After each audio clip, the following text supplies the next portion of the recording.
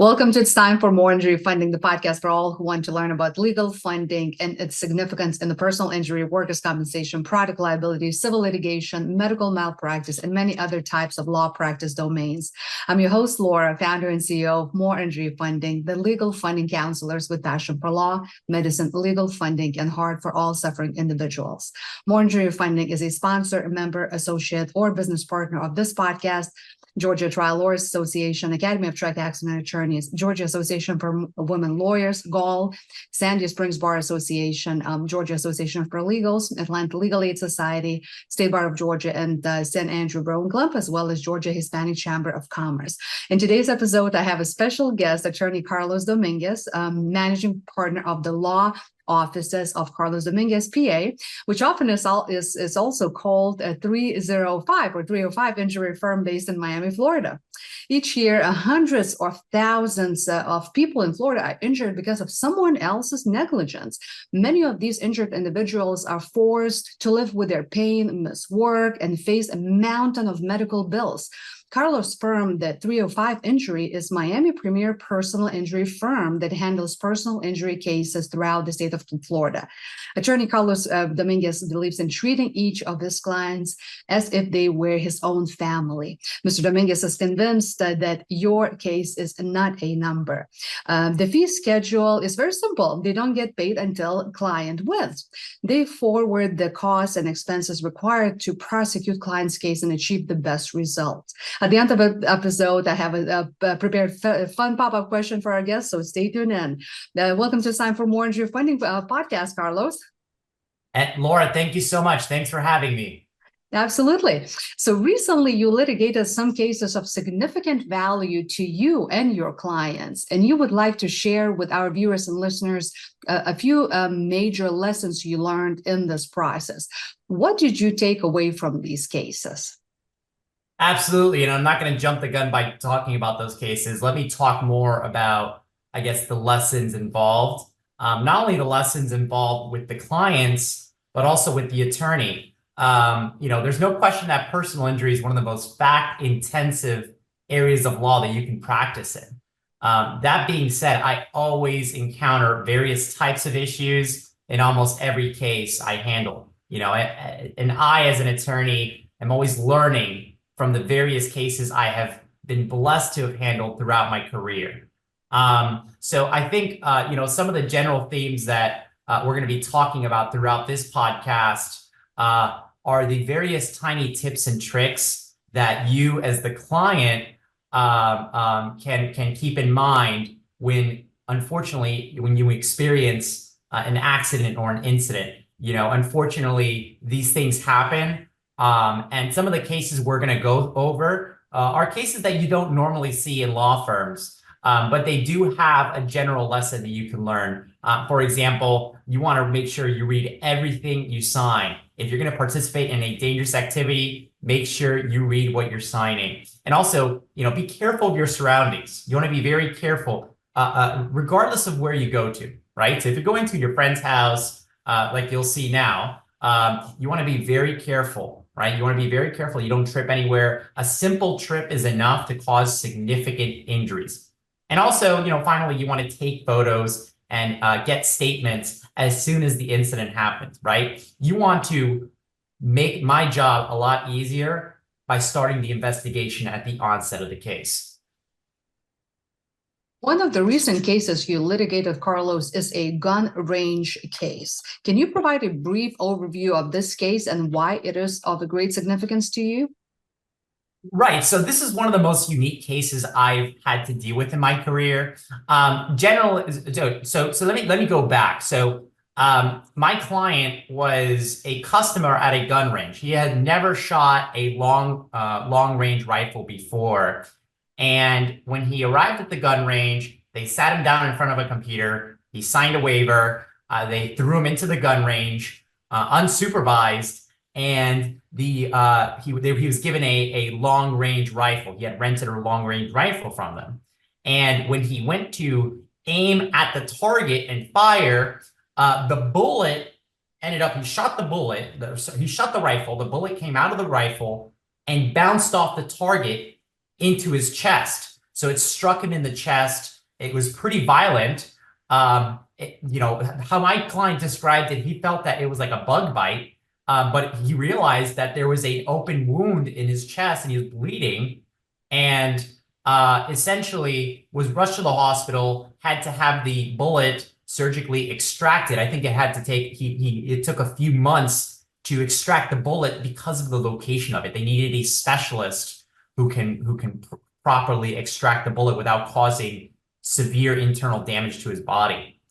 So I think, it's very significant because there was the waiver issue, which was in the beginning of how I described it in the beginning. The client had signed a waiver. So that ended up being a major issue in the case. And what were the main arguments presented by both sides in this case? So for the plaintiff, which, by the way, the plaintiff, that's my side. We ended up filing a lawsuit. Our argument was that the gun range did not maintain a safe environment for its customers, right? The gun range knew that they were harboring an activity that was dangerous, right? Shooting guns indoors, and that bullets routinely do bounce off of objects. And that if you're going to be having customers shoot at a target, you want to make sure that that target doesn't shoot back, right? So that was our argument, right? Generally speaking, there were various other aspects of our approach. Now, the defense argued that, yeah, sure, listen, we're not arguing that the bullet bounced back and bit your client, right? We're arguing that your client understood he was going to engage in a dangerous activity and signed a waiver. So that waiver was the big ticket issue in this case. So how did the court ultimately rule in the case, and what was their reasoning? So in a litigation case, especially a case with such volatile issues, the defense will typically investigate the case, perform discovery, right? They ask questions of witnesses, and then they'll file something called a motion for summary judgment. And that's what we had to deal with, right? The motion for summary judgment. They argued that our client signed a waiver, but we argued, right, in counter to that, we said, look, the waiver, yeah, our client signed something, but we're not saying that he signed the waiver. So our client was sat on a desk. He was given a computer waiver to sign, and this waiver was interesting because it's not the type of waiver that you see it's in one page and there's a signature line at the bottom. He had to scroll down, allegedly. He was scrolling down, and then he had to sign the last page. So our argument was, well, yeah, I mean, we have the signature page, which was just a plain piece of paper with the signature line, electronic signature, but they had no proof that he had signed the documents that they alleged were the waiver, right? The first 3 pages. So you had 3 pages and then you had the signature line, and they had no proof that he signed those specific documents. He was signing those specific documents. That was a big issue. And also looking at the waiver, if you read the language, it was very unclear, right? We call it was ambiguous. So the law generally favors waivers, but if the waiver is not clear as to what you are signing away, right? In other words, you are signing away your right to pursue a negligence claim. If that's not specifically and explicitly indicated in the waiver, generally the law will disfavor it and the waiver will be thrown out. So that was a big issue in the case. Now, what is the allowed age in the shooting range?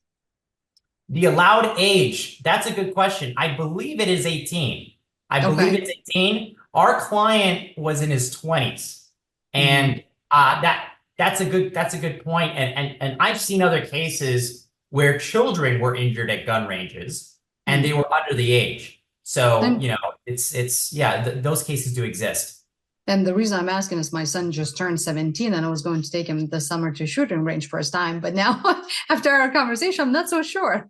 Well, don't quote me. I don't know if it's 18 and I'm sure it differs in each state. But it's still a very dangerous activity. The best thing you can do if you're going to shoot for the first time, make sure you're there with a supervised instructor and watch out for your surroundings.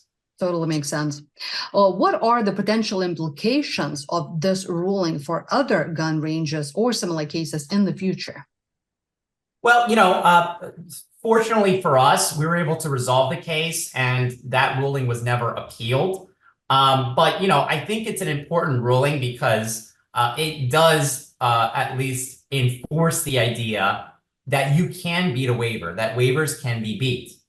But I want to emphasize to your audience that generally speaking, waivers are enforceable. You need to be very careful what you are signing and what you are reading. And if you partake in a dangerous activity after signing something and you don't tell your attorney that, then you might actually end up losing your case at the end because your attorney is not prepared to address that issue. Now let's move to your next recently litigated case, and that is of a fight at a club. What were the key arguments made by both sides during the litigation, you and the defense? Yeah, like I said, I love these cases. They're such, unique facts. This case occurred in a club, I believe it was in Broward County. And my client was under the age of drinking. And I know with certain clubs, this one in particular, you needed to be 21 and over to enter, but she was allowed inside the club anyway. And she was in a crowded area of the club, right? There were a lot of people, no security. And a fight broke out that she was not involved in. She didn't know those people. And unfortunately, she was a bystander victim of that fight. Somebody had thrown a punch and struck her in the face. She fell on the ground. She fell on her head and was knocked unconscious. She woke up. There were brawls everywhere. She ran outside, and as she was running outside, that's when she noticed the security was coming in. Okay, the bouncers were focused on the crowd outside. She was coming out. They were coming in, and she was bleeding profusely. She sustained a scar. And the key argument is, as a club owner and also property owner too, right? The owner of the property and the owner of the establishment is required to keep their premise safe, right? You're supposed to keep the net, especially if you're hosting a bunch of people, a bunch of kids that are going to be drinking at your club. You got to keep your club safe. Court ultimately rule in this case, and what factors influence their decision? And that's a great question. With a lot of these cases, we end up resolving without the court's interference, right? Or the court's, the jury's involvement, right, at trial. So we were able to resolve this case without any court involvement. Now, and that doesn't necessarily mean that the court made rulings on our motions, etc. But we were able to settle it out of court, right? That's what we call settling out of court. And I think a big issue, if we decided to litigate this case, I think a big issue that the defense would have raised was, hey, look, your client was drinking, your client was intoxicated, your client wasn't paying attention to her surroundings, which, by the way, I mean, that's something that I disputed throughout the course of litigation. But I think that's something that the defense is always going to raise at a club, especially if your client had 1 or 2 drinks. They're always going to allege that your client was extremely intoxicated. I've seen all types of arguments, but I would have foreseen that being an issue. And I don't know how long ago you resolved this case, Carlos, but if recently or a while ago, what legal implications does this case have for other establishments or incidents involving violence?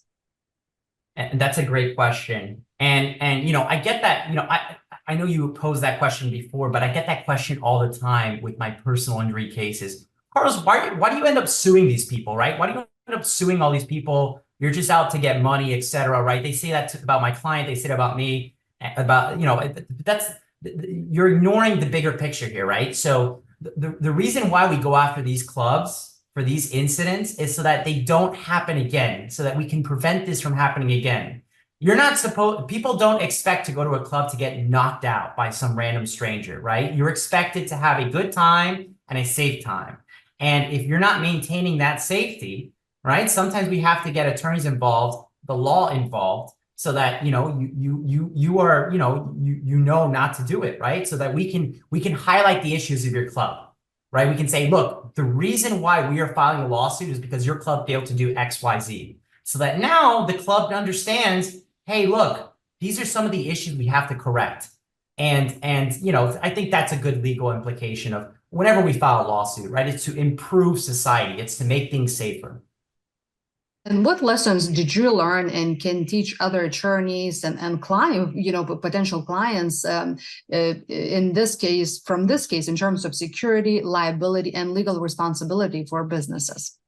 Absolutely. Negligent security cases, in my view, are one of the most interesting cases. And it's ever evolving because each club operates different. Each club has different types of security systems. CCTV, right? That's the cameras that you see all over the place. Sometimes they have a lack of them, right?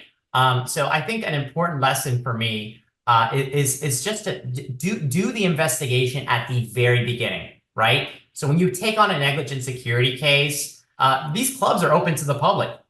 So as an attorney, especially a solo practitioner, right? I want to be able to, without interacting with anybody in the club, I want to be able to go to the club myself, right? I want to say, hey, look, there's a camera there, there's a camera there, there's software here, right? Obviously, I want to be very careful because if I'm representing my client against them, right, they may have an attorney. I'm not supposed to communicate with them, right, if they have an attorney.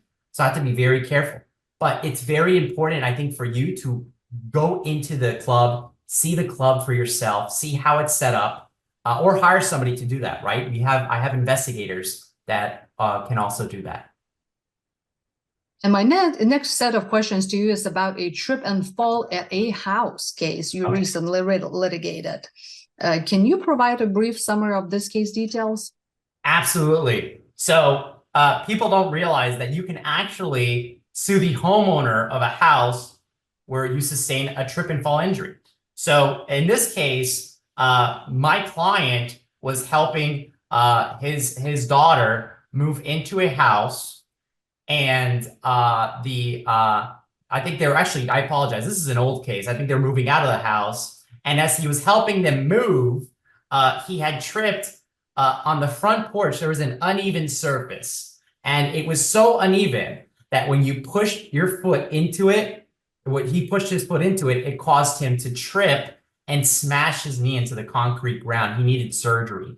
So just to emphasize, I think that the significance of these trip and fall cases, they can result in some serious injuries. And a lot of attorneys who start off doing personal injury. I, for example, had the same misconception. I didn't realize that you can actually sue the homeowner there, that there is a case. If the homeowner has insurance, if the homeowner is insured, you can pursue them. So that should give you the basic background of that case. What are the arguments that you went with versus the defendants in this case? Right. So my argument was that the homeowner failed to maintain a safe premise, a safe environment for its tenants and its guests. So that essentially was the principal issue here, right? That the hazardous condition was the uneven surface at the premise. Now, the defense's argument was that my client was not paying attention, that he should have been looking down at where he was walking. And how many times had you been walking in and out of the house, right? You said that you were moving, sir. Yeah, this is them at the deposition, right?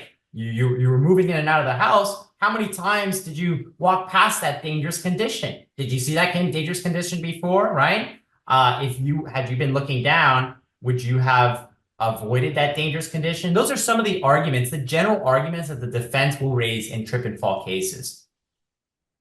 And what legal principles or precedents were cited in this case related to premises liability? Well, so in this case, there wasn't too much.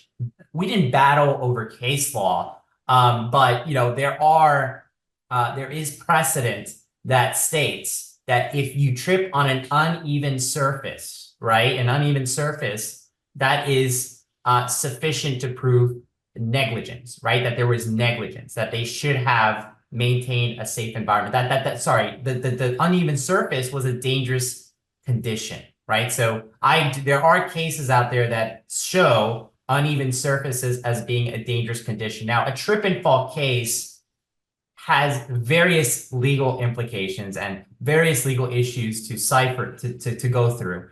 And I think as an attorney, if you're going to take on a trip and fall case, you need to be prepared for a battle because you want to investigate every single fact leading up to that trip and fall and after the trip and fall. So it's very important that you investigate the case before filing a lawsuit. And did the conditions of the property and any warning signs play a role in this litigation? How so?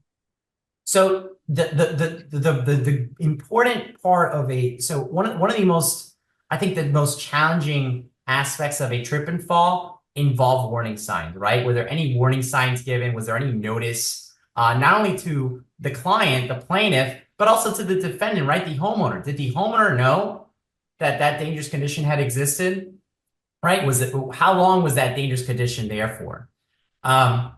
So, warning signs in this case did not play a role because there were no warning signs, right? It was so uneven. It was so uneven, but still dangerous enough for somebody to trip on that it basically was naked to the invisible. It was naked to the it was invisible to the naked eye. I always get that wrong. Mm-hmm. But it was still dangerous enough to cause somebody to trip. Mm-hmm. And what key pieces of evidence did you present during the settlement negotiations that influenced the outcome of this case?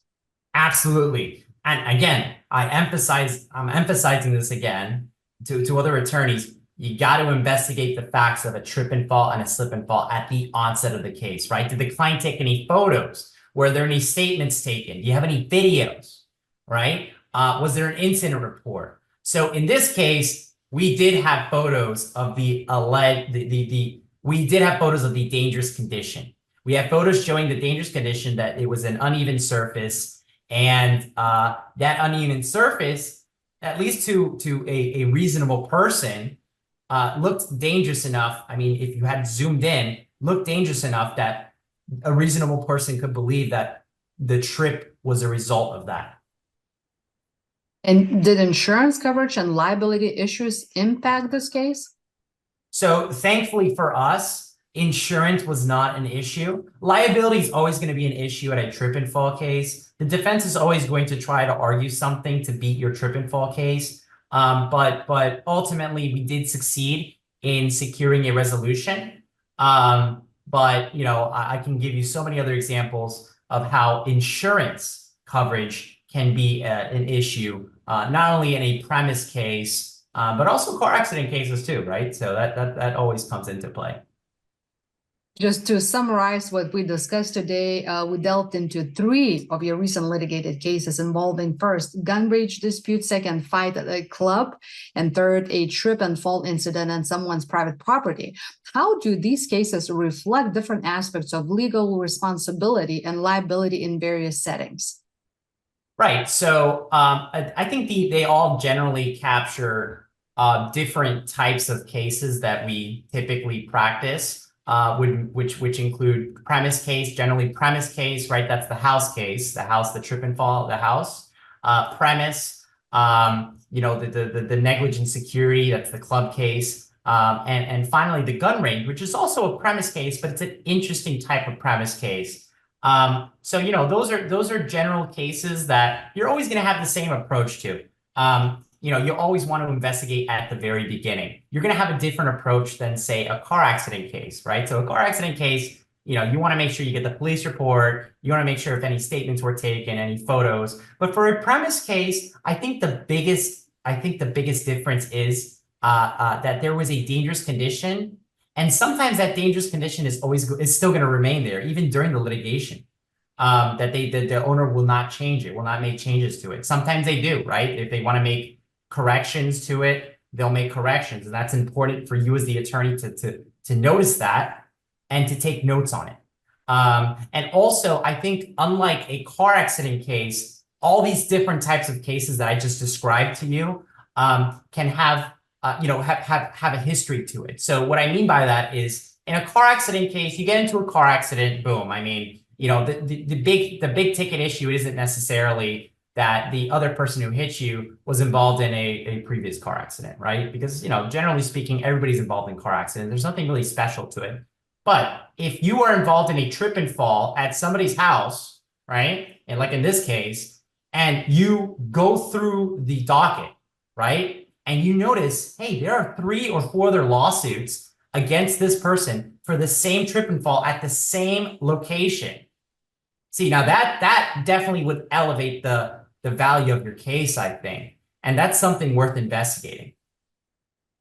This is great, really. I hope, my dear listeners and viewers, today you've learned as much as I did about the legal showdown, gun rage, club brawl, and property mishap cases unpacked. But before I let you go, Carlos, as promised, here's a fun pop-up question for you. You ready? I'm ready. If you could switch professions for a day, what would you choose and why? Wow. Well, I love being an attorney. I didn't want to be an attorney when I started off. It's funny enough, I had imposter syndrome, but I absolutely love it. I stuck with it and I love it. And I haven't really put much thought about like an alternate career. But I think the best part of this job is hospitality, is helping people out, is making people happy, making people whole. So I could convert that into maybe a hospitality career. Outside of being an attorney, I can see myself, I don't know, working for a cruise line or doing something like that, making people happy, making people enjoy an experience. Also a podcaster like what you're doing. I mean, that's a pretty cool job. I think podcasting, learning from other people, that's another alternate career, maybe in another lifetime, that I would look into pursuing. Never too late. Let's talk about it after we turn off today. Carlos, again, that was an amazing time spent with you today. If anyone needs your professional help and is looking for the law offices of Carlos Dominguez, PA, or 305 Injury Firm in Miami, Florida, how can they reach you? Do you have a website, social media platforms, email address, phone numbers? Absolutely, yeah. And thank you, Laura. Thank you so much for this opportunity. This is my first podcast. I love it. I love what you're doing. I think your podcast, your show is excellent. You're educating a lot of people, giving a lot of different perspectives, right? There's going to be an attorney that disagrees with what I'm saying, right? And that's part of the game. But you're giving your audience different perspectives to choose and learn from. My law firm is located in Miami, Florida. My offices are in the heart of Miami in Brickell. My offices are located 1221 Brickell Ave, Suite 900. Miami, Florida 33131. You may find me online. I have an Instagram. It's actually 305 Injury. The reason why it's 305 is because that's a popular area code down here in Miami. It's a well-known area code, and I kind of wanted to capture the Miami experience with my law firm. You can find me online at 305injuryfirm.com. You can reach me on my cell phone. My phone is 305-615-5282. That's 305-615-5282. And listen, you can send me a DM on my Instagram, and I'm happy to chat the law with you guys. And I promise Carlos responds super fast. I'm a witness of that. Again, I love it. That was Attorney Carlos Dominguez. Ladies and gentlemen, I want to thank you all for listening and watching our story today. For more tips and tricks on legal, funding, and personal injury law related topics, follow me, download, like, and subscribe for It's Time for More Injury Funding podcasts on several podcast platforms, including but not limited to Spotify, Amazon Music, Apple Podcasts, iHeart, and others worldwide. And follow More Injury Funding on LinkedIn, Instagram, Facebook, Twitter, TikTok, Pinterest, YouTube, Google Business Profile, and my website at moreinjuryfunding.com. That's with 2 O's. I can't wait to see you and hear from you again, my dear listeners and viewers. Until then, be well. Thank you. Thanks, Laura.